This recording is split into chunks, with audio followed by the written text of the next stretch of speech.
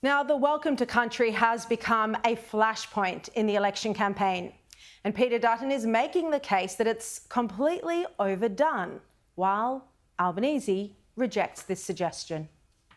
For the start of every meeting at work or the start of a football game, I think a lot of Australians think it's overdone, and it cheapens the significance of what it was meant to do. We want to make sure that we can respect Australians but not diminish the significance of a Welcome to Country, which I think is taking place. It's up to people to determine whether they have a Welcome to Country or not. But from my perspective, for major events, it is, of course, a sign of respect. Now, Dutton is suggesting that the Welcome to Country ceremony still be conducted at important and significant events like the opening of Parliament, just not overdone. Now, Jacinta Nampijinpa-Price has backed Dutton in, along with Jane Hume and others. In fact, Jacinta Price has been making this argument consistently since the Voice referendum.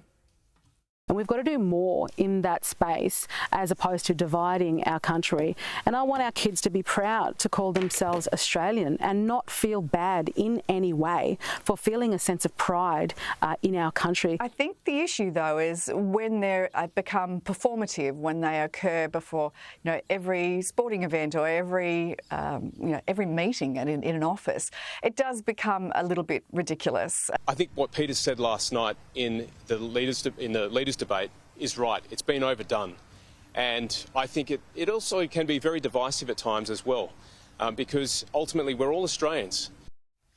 So what started as a respectful acknowledgement to country and to elders past has now been taken to absurd extremes. Many preschoolers parrot to Welcome to Country daily, yet they're too young to have any understanding of what they're saying. And Australian officials at climate conferences in Europe have acknowledged the owners of the land on which they stand when they are literally thousands of kilometres away. My name is Claire Anderson and I'm the Group Director of Sustainability Performance at Worley.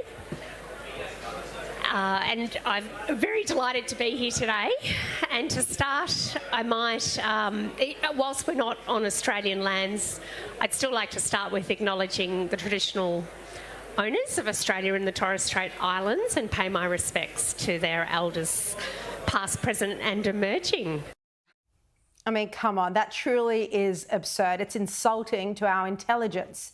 There's a difference between honouring and respecting the past and being made to feel like you're a trespasser in your own country, because that's precisely the message the Greens and other radical activists are pushing every day. They say they're living on stolen, unceded land. And one of the most dangerous consequences of this message that really hasn't been discussed, and it's reinforced by overdoing the Welcome to Countries, is that it erodes patriotism, that vital sense of loyalty to Australia. And if you don't feel like you belong on this land, that it's stolen, then you're not going to risk your life to fight for the country. Now, on Thursday night, we discussed this new research that shows that only 16% of Gen Z said they'd defend our nation, that they'd go to fight if there was a war. Now, this is a huge problem, as Liberal MP Keith Wolahan spoke about on the show. What disturbs me is the trend. When this survey was last done, the numbers that were willing to serve were higher. So the trend is down. And I think at the heart of that is a confusion in institutions about ugly nationalism, which no one likes. Millions of people have died from that. But healthy patriotism, and we need to lean into healthy patriotism. And it makes sense. I mean, why would you risk your life for a land that you are constantly told you don't belong to, and you're reminded of this every day?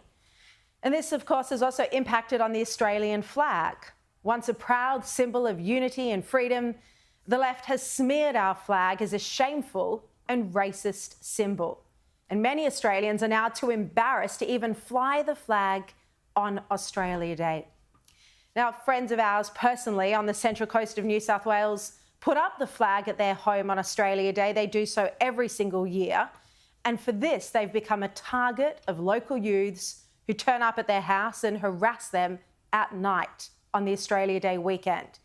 It's become so terrifying that this year, after the first night of the Australia Day long weekend, when they were again targeted by thugs, they had to hire private security to stand outside for the following nights.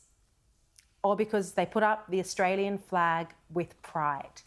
This is the climate of fear for some normal, regular Australians that the radical left has created.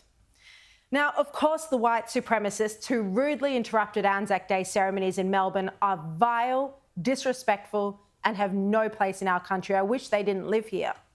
But overdoing the welcome to country is also creating its own kind of division, bringing its own problems of making Australians feel unwelcome in their home and therefore less willing to stand up and fight for it in a time of war. At a time, at an age when our adversaries are on the rise, we need more patriotism and not less.